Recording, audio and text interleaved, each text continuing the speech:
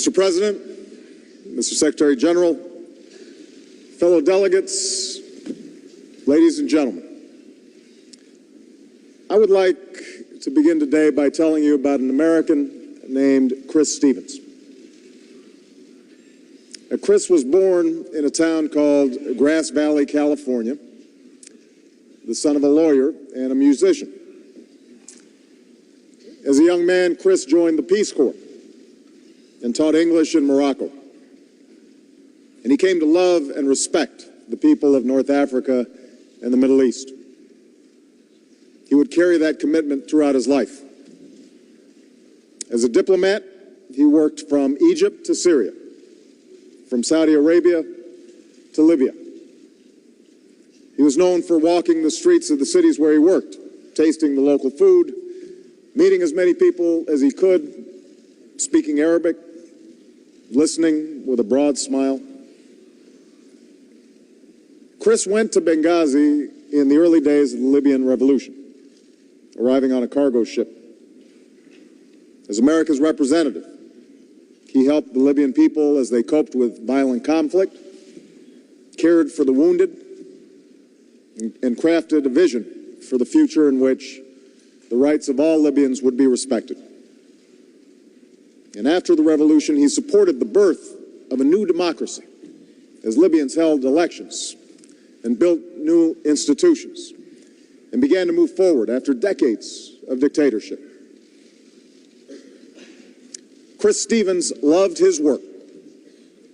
He took pride in the country he served, and he saw dignity in the people that he met. And 2 weeks ago, he traveled to Benghazi to review plans to establish a new cultural center and modernize a hospital. That's when America's compound came under attack. Along with 3 of his colleagues, Chris was killed in the city that he helped to save. He was 52 years old. I tell you this story because Chris Stevens embodied the best of America. Like his fellow Foreign Service officers, he built bridges across oceans and cultures and was deeply invested in the international cooperation that the United Nations represents. He acted with humility, but he also stood up for a set of principles, a belief that individuals should be free to determine their own destiny and live with liberty, dignity, justice, and opportunity. The attacks on the civilians in Benghazi were attacks on America. We are grateful for the assistance we received from the Libyan government and from the Libyan people. There should be no doubt that we will be relentless in tracking down the killers and bringing them to justice. And I also appreciate that in recent days, the leaders of other countries in the region, including Egypt, Tunisia, and Yemen, have taken steps to secure our diplomatic facilities and called for calm. And so have religious authorities around the globe. But understand, the attacks of the last 2 weeks are not simply an assault on America.